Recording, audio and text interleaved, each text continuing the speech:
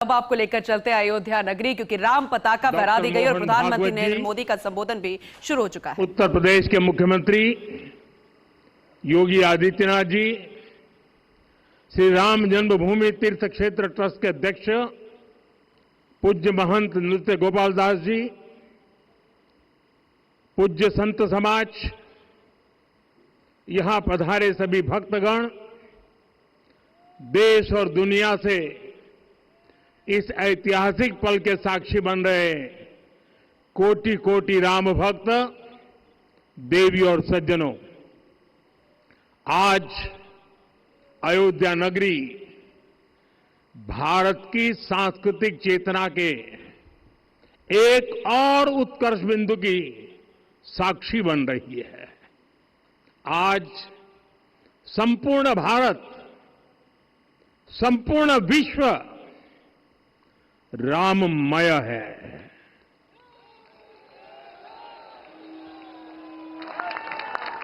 हर राम भक्त के हृदय में अद्वितीय संतोष है, असीम कृतज्ञता है, अपार अलौकिक आनंद है। सदियों के घाव भर रहे हैं, सदियों की वेदना आज विराम पा रही है। सदियों का संकल्प आज सिद्धि को प्राप्त हो रहा है।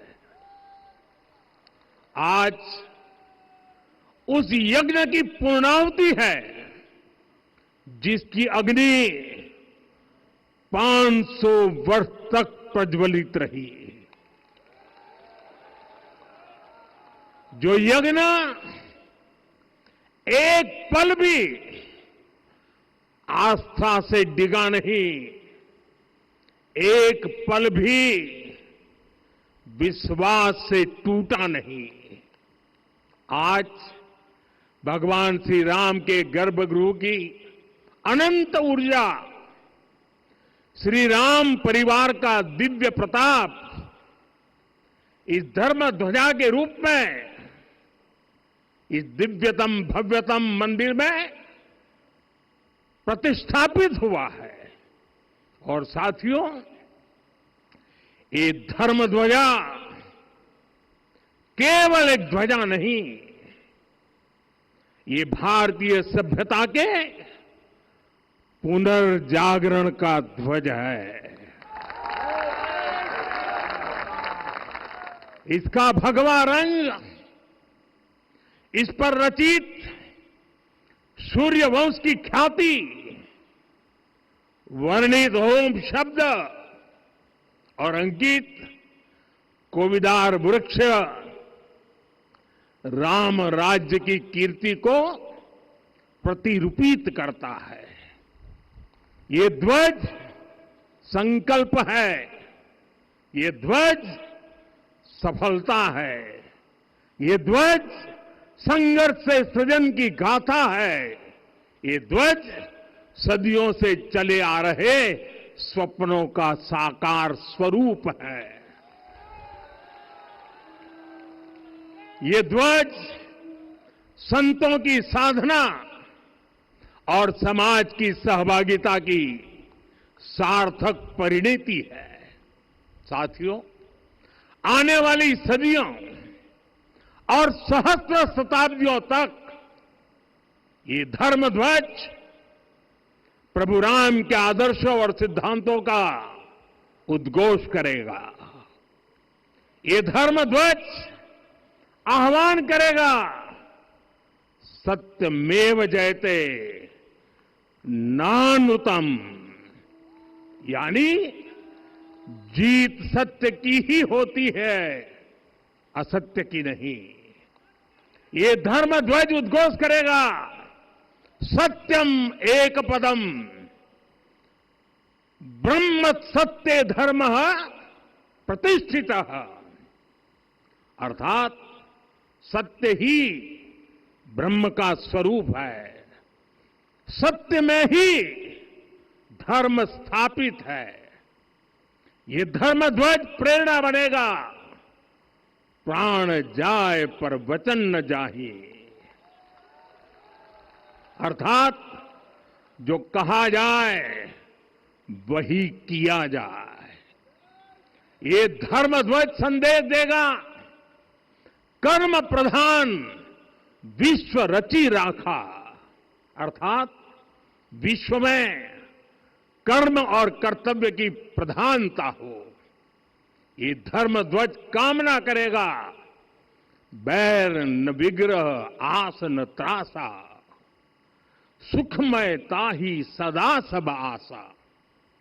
यानी भेदभाव, पीड़ा, परेशानी से मुक्ति, समाज में शांति और सुख हो। ये धर्म ध्वज हमें संकल्पित करेगा, नहीं दरिद्र को दुखी न दीना। यानी हम ऐसा समाज बनाएं जहां गरीबी न हो, कोई दुखी या लाचार न हो। साथियों, हमारे ग्रंथों में कहा गया है, आरोपितम ध्वजम दृष्ट्वा ये अभिनंदनित धार्मिका ते अपि सर्वे प्रमुच्यते महापातक कोटि भी। यानी जो लोग किसी कारण मंदिर नहीं आ पाते और दूर से मंदिर के ध्वज को प्रणाम कर लेते हैं, उन्हें भी उतना ही पुण्य मिल जाता है। साथियों, ये धर्म ध्वज भी इस मंदिर के ध्येय का प्रतीक है। ये ध्वज दूर से ही राम लला की जन्मभूमि के दर्शन कराएगा और युगों युगों तक प्रभु श्री राम के आदेशों और प्रेरणाओं को मानव मात्र तक पहुंचाएगा। साथियों, मैं संपूर्ण विश्व के करोड़ों राम भक्तों को इस अविस्मरणीय क्षण की, इस अद्वितीय अवसर की हार्दिक शुभकामनाएं देता हूं। मैं आज उन सभी भक्तों को भी प्रणाम करता हूं, हर उस दानवीर का भी आभार व्यक्त करता हूं जिसने राम मंदिर निर्माण के लिए अपना सहयोग दिया। मैं राम मंदिर के निर्माण से जुड़े हर श्रमवीर, हर कारीगर, हर योजनाकार, हर वास्तुकार, सभी का अभिनंदन करता हूं। साथियों, अयोध्या वह भूमि है जहां आदर्श आचरण में बदलते हैं। यही वह नगरी है जहां श्री श्री राम ने अपना जीवन पथ शुरू किया था। इसी अयोध्या ने संसार को बताया कि एक व्यक्ति कैसे समाज की शक्ति से, उसके संस्कारों से पुरुषोत्तम बनता है। जब श्री राम अयोध्या से वनवास को गए तो वे युवराज राम थे, लेकिन जब लौटे तो मर्यादा पुरुषोत्तम बनकर के आए और उनके मर्यादा पुरुषोत्तम बनने में महर्षि वशिष्ठ का ज्ञान, महर्षि विश्वामित्र की दीक्षा, महर्षि अगस्त्य का मार्गदर्शन, निषाद राज की मित्रता, मां शबरी की ममता, भक्त हनुमान का समर्पण, इन सब की अनगिनत ऐसे लोगों की महत्वपूर्ण भूमिका रही है। साथियों, विकसित भारत बनाने के लिए भी समाज की इसी सामूहिक शक्ति की आवश्यकता है। मुझे बहुत खुशी है कि राम मंदिर का दिव्य प्रांगण भारत के सामूहिक सामर्थ्य की भी चेतना स्थली बन रहा है। यहां सप्त मंदिर बने हैं। यहां माता शबरी का मंदिर बना है, जो जनजातीय समाज के प्रेम भाव और आतिथ्य परंपरा की प्रतिमूर्ति है। यहां निषादराज का मंदिर बना है। ये उस मित्रता का साक्षी है जो साधन नहीं, साध्य को, उसकी भावना को पूजती है। यहां एक ही स्थान पर माता अहिल्या है, महर्षि वाल्मीकि है, महर्षि वशिष्ठ है, महर्षि विश्वामित्र है, महर्षि अगस्त्य है और संत तुलसीदास है। रामलला के साथ साथ इन सभी ऋषियों के दर्शन भी यहीं पर होते हैं। यहां जटायु जी और गिलहरी की मूर्तियां भी है, जो बड़े संकल्पों की सिद्धि के लिए हर छोटे से छोटे प्रयास के महत्व को दिखाती है। मैं आज हर देशवासी से कहूंगा कि वो जब भी राम मंदिर आए तो सप्त मंदिर के दर्शन भी अवश्य करें। ये मंदिर हमारी आस्था के साथ साथ मित्रता, कर्तव्य और सामाजिक सद्भाव के मूल्यों को भी शक्ति देते हैं। साथियों, हम सब जानते हैं हमारे राम भेद से नहीं, भाव से जुड़ते हैं। उनके लिए व्यक्ति का कुल नहीं, उसकी भक्ति महत्वपूर्ण है। उन्हें वंश नहीं, मूल्य प्रिय है। उन्हें शक्ति नहीं, सहयोग महान लगता है। आज हम भी उसी भावना से आगे बढ़ रहे हैं। पिछले 11 वर्षों में महिला, दलित, पिछड़े, अति पिछड़े, आदिवासी, वंचित, किसान, श्रमिक, युवा, हर वर्ग को विकास के केंद्र में रखा गया है। जब देश का हर व्यक्ति, हर वर्ग, हर क्षेत्र सशक्त होगा, तब संकल्प की सिद्धि में सबका प्रयास लगेगा और सबके प्रयास से ही 2047 जब देश आजादी के 100 साल मनाएगा, हमें 2047 तक विकसित भारत का निर्माण करना ही होगा। साथियों, रामलला की प्राण प्रतिष्ठा के ऐतिहासिक अवसर पर मैंने राम से राष्ट्र के संकल्प की चर्चा की थी। मैंने कहा था कि हमें आने वाले 1000 वर्षों के लिए भारत की नींव मजबूत करनी है।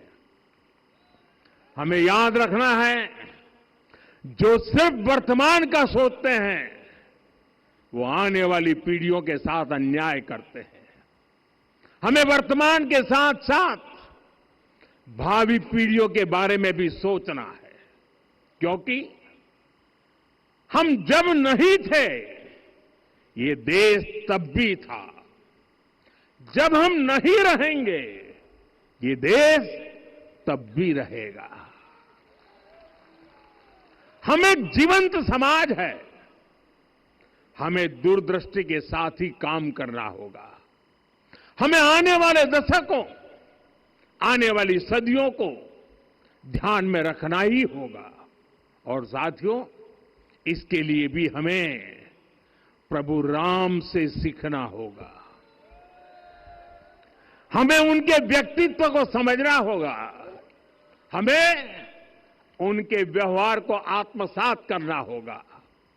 हमें याद रखना होगा, राम यानी आदर्श, राम यानी मर्यादा, राम यानी जीवन का सर्वोच्च चरित्र, राम यानी सत्य और पराक्रम का संगम।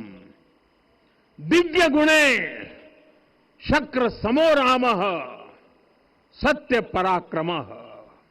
राम यानी धर्म पथ पर चलने वाला व्यक्तित्व। राम सत्पुरुषो लोके सत्य सत्यपरायण। राम यानी जनता के सुख को सर्वोपरि रखना। प्रजा सुखत्वे चंद्रस्य। राम यानी धर्म और क्षमा का दरिया। वसुधाया क्षमा गुणे है। राम यानी ज्ञान और विवेक की पराकाष्ठा। बुद्ध या बृहस्पति तुल्य। राम यानी कोमलता में दृढ़ता। मृदु पूर्वज भाषते। राम यानी कृतज्ञता का सर्वोच्च उदाहरण। कदाचन नोपकारेण कृति नैकेन तुष्यति। राम यानी श्रेष्ठ संगति का चयन। शीला वृद्धे ज्ञान वृद्धे वयोवृद्धे च सज्जनै। राम यानी विनम्रता में महाबल। वीर्यवान च वीर्येण महता स्वेन विस्मितः। राम यानी सत्य का अडिग संकल्प। न च अनुत्र कथो विद्वान। राम यानी जागरूक, अनुशासित और निष्कपट मन। निस्तिंद्र अपम्रत च स्वदोष परदोषवित। साथियों, राम सिर्फ एक व्यक्ति नहीं, राम एक मूल्य है, एक मर्यादा है, एक दिशा है। अगर भारत को साल 2047 तक विकसित बनाना है, अगर समाज को सामर्थ्यवान बनाना है, तो हमें अपने भीतर राम को जगाना होगा। हमें अपने भीतर के राम की प्राण प्रतिष्ठा करनी होगी। और इस संकल्प के लिए आज से बेहतर दिन और क्या हो सकता है। साथियों, 25 नवंबर का यह ऐतिहासिक दिन अपनी विरासत पर गर्व का एक और अद्भुत क्षण लेकर आया है। इसकी वजह है धर्म ध्वजा पर अंकित कोविदार वृक्ष। ये कोविदार वृक्ष इस बात का उदाहरण है कि जब हम अपनी जड़ों से कट जाते हैं तो हमारा वैभव इतिहास के पन्नों में दब जाता है। साथियों, जब भरत अपनी सेना के साथ चित्रकूट पहुंचे तो लक्ष्मण ने दूर से ही अयोध्या की सेना को पहचान लिया। ये कैसे हुआ, इसका वर्णन वाल्मीकि जी ने किया है। और वाल्मीकि जी ने क्या वर्णन किया है? उन्होंने कहा है, विराजित उद्गत स्कंधम कोविदार ध्वजः रथे। लक्ष्मण कहते हैं, राम, सामने जो तेजस्वी प्रकाश में विशाल वृक्ष जैसा ध्वज दिखाई दे रहा है, वही अयोध्या की सेना का ध्वज है। उस पर कोविदार का शुभ चिन्ह अंकित है। साथियों, आज जब राम मंदिर के प्रांगण में कोविदार फिर से प्रतिष्ठित हो रहा है, यह केवल एक वृक्ष की वापसी नहीं है, यह हमारी स्मृति की वापसी है, हमारी अस्मिता का पुनर्जागरण है, हमारी स्वाभिमानी सभ्यता का पुनः उद्घोष है। कोविदार वृक्ष हमें याद दिलाता है कि जब हम अपनी पहचान भूलते हैं तो हम स्वयं को खो देते हैं, और जब पहचान लौटती है तो राष्ट्र का आत्मविश्वास भी लौट आता है। और इसलिए मैं कहता हूं, देश को आगे बढ़ना है तो अपनी विरासत पर गर्व करना होगा। साथियों, अपनी विरासत पर गर्व के साथ साथ एक और बात भी महत्वपूर्ण है, और वो है गुलामी की मानसिकता से पूरी तरह मुक्ति। आज से 190 साल पहले 190 साल पहले साल 1835 में 1835 में मैकाले नाम के एक अंग्रेज ने भारत को अपनी जड़ों से उखाड़ने के बीज बोए थे। मैकाले ने भारत में मानसिक गुलामी की नींव रखी थी। 10 साल बाद यानी 2035 में उस अपवित्र घटना को 200 वर्ष पूरे हो रहे हैं। कुछ दिन पहले मैंने एक कार्यक्रम में आग्रह किया था कि हमें आने वाले 10 वर्षों तक उस 10 वर्षों का लक्ष्य लेकर चलना है कि भारत को गुलामी की मानसिकता से मुक्त करके रहेंगे। साथियों, सबसे बड़ा दुर्भाग्य यह है कि मैकाले ने जो कुछ सोचा था उसका प्रभाव कहीं व्यापक हुआ। हमें आजादी मिली लेकिन हीन भावना से मुक्ति नहीं मिली। हमारे यहां एक विकार आ गया कि विदेश की हर चीज, हर व्यवस्था अच्छी है और जो हमारी अपनी चीजें हैं उनमें खोट ही खोट है। साथियों, गुलामी की यही मानसिकता है जिसने लगातार यह स्थापित किया। हमने विदेशों से लोकतंत्र लिया। कहा गया कि हमारा संविधान भी विदेश से प्रेरित है, जबकि सच ये है कि भारत लोकतंत्र की जननी है, मदर ऑफ डेमोक्रेसी है। लोकतंत्र हमारे डीएनए में है। साथियों, अगर आप तमिलनाडु जाएंगे तो तमिलनाडु के उत्तरी हिस्से में उत्तीरमेरूर गांव है। वहां हजारों वर्ष पहले का एक शिलालेख है। उसमें बताया गया है कि उस कालखंड में भी कैसे लोकतांत्रिक तरीके से शासन व्यवस्था चलती थी, लोग कैसे सरकार चुनते थे। लेकिन हमारे यहां तो मैग्ना कार्टा की प्रशंसा का ही चलन रहा। हमारे यहां भगवान बसवन्ना, उनके अनुभव मंटपा की जानकारी भी सीमित रखी गई। अनुभव मंटपा यानी जहां सामाजिक, धार्मिक और आर्थिक विषयों पर सार्वजनिक बहस होती थी, जहां सामूहिक सहमति से निर्णय लिए जाते थे। लेकिन गुलामी की मानसिकता के कारण इस भारत की कितनी ही पीढ़ियों को इस जानकारी से भी वंचित रखा गया।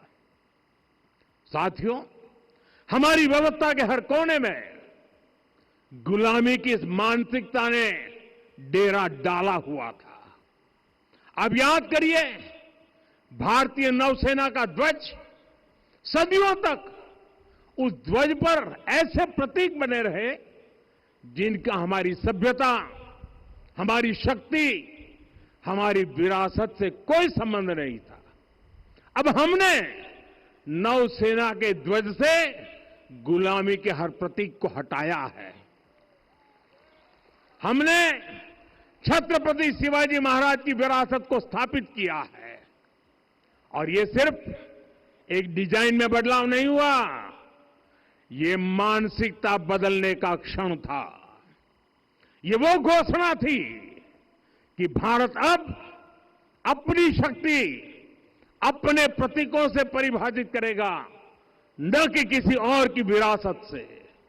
और साथियों, यही परिवर्तन आज अयोध्या में भी दिख रहा है। साथियों, ये गुलामी की मानसिकता ही है जिसने इतने वर्षों तक रामत्व को नकारा है। भगवान राम अपने आप में एक वैल्यू सिस्टम है। ओरछा के राजा राम से लेकर रामेश्वरम के भक्त राम तक और शबरी के प्रभु राम से लेकर मिथिला के पाहुन राम जी तक भारत के हर घर में, हर भारतीय के मन में और भारतवर्ष के हर कण कण में राम है। लेकिन गुलामी की मानसिकता इतनी हावी हो गई कि प्रभु राम को भी काल्पनिक घोषित किया जाने लगा। साथियों, अगर हम ठान लें अगले 10 साल में मानसिक गुलामी से पूरी तरह मुक्ति पा लेंगे और तब जाकर के ऐसी ज्वाला प्रज्वलित होगी, ऐसा आत्मविश्वास बढ़ेगा कि 2047 तक विकसित भारत का सपना पूरा होने से भारत को कोई रोक नहीं पाएगा। आने वाले 1000 वर्ष के लिए भारत की नींव तभी सशक्त होगी जब मैकाले की गुलामी के प्रोजेक्ट को हम अगले 10 साल में पूरी तरह ध्वस्त करके दिखा देंगे। साथियों, अयोध्या धाम में रामलला का मंदिर परिसर भव्य से भव्यतम हो रहा है और साथ ही अयोध्या को संवारने का काम लगातार जारी है। आज अयोध्या फिर से वह नगरी बन रही है जो दुनिया के लिए उदाहरण बनेगी। त्रेता युग की अयोध्या ने मानवता को नीति दी। 21वीं सदी की अयोध्या मानवता को विकास का नया मॉडल दे रही है। तब अयोध्या मर्यादा का केंद्र थी, अब अयोध्या विकसित भारत का मेरुदंड बनकर उभर रही है। साथियों, भविष्य की अयोध्या में पौराणिकता और नूतनता का संगम होगा। सरयू जी की अमृत धारा और विकास की धारा एक साथ बहेगी। यहां आध्यात्म और आर्टिफिशियल इंटेलिजेंस दोनों का तालमेल दिखेगा। राम पथ, भक्ति पथ और जन्मभूमि पथ से नई अयोध्या के दर्शन होते हैं। अयोध्या में भव्य एयरपोर्ट है, अयोध्या में आज शानदार रेलवे स्टेशन है। वंदे भारत और अमृत भारत एक्सप्रेस जैसी ट्रेनें अयोध्या को बाकी देश से जोड़ रही हैं। अयोध्या वासियों को सुविधाएं मिले, उनके जीवन में समृद्धि आए, इसके लिए निरंतर काम चल रहा है। साथियों, जब से प्राण प्रतिष्ठा हुई है तब से लेकर आज तक करीब करीब 45 करोड़ श्रद्धालु यहां दर्शन के लिए आ चुके हैं। ये वो पवित्र भूमि है जहां 45 करोड़ लोगों के चरण रज पड़े हैं और इससे अयोध्या और आसपास के लोगों की आय में आर्थिक परिवर्तन आया है, वृद्धि हुई है। कभी अयोध्या विकास के पैमानों में बहुत पीछे थी, आज अयोध्या नगरी यूपी के अग्रणी शहरों में से एक बन रही है। साथियों, 21वीं सदी का आने वाला समय बहुत महत्वपूर्ण है। आजादी के बाद के 70 साल में भारत विश्व की 11वीं सबसे बड़ी अर्थव्यवस्था बना। 70 साल में 11वीं। लेकिन पिछले 11 साल में ही भारत विश्व की 5वीं सबसे बड़ी अर्थव्यवस्था बन चुका है। और वो दिन दूर नहीं जब भारत विश्व की 3री सबसे बड़ी अर्थव्यवस्था भी बन जाएगा। आने वाला समय नए अवसरों का है, नई संभावनाओं का है और इस अहम कालखंड में भी भगवान राम के विचार ही हमारी प्रेरणा बनेंगे। जब श्री राम के सामने रावण विजय जैसा विशाल लक्ष्य था, तब उन्होंने कहा था, सौरज धीरज ते ही रथ चाका, सत्यशील दृढ़ ध्वज पताका, बल विवेक दम परहित गोरे, क्षमा कृपा समता रजु जोरे।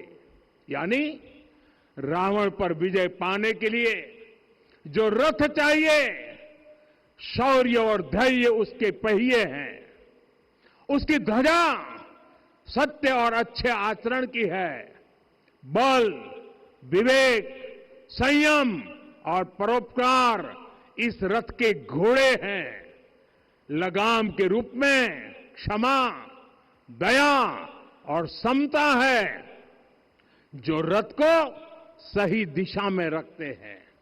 साथियों, विकसित भारत की यात्रा को गति देने के लिए ऐसा ही रथ चाहिए, ऐसा रथ जिसके पहिए शौर्य और धैर्य हो, यानी चुनौतियों से टकराने का साहस भी हो और परिणाम आने तक दृढ़ता से डटे रहने का धैर्य भी हो।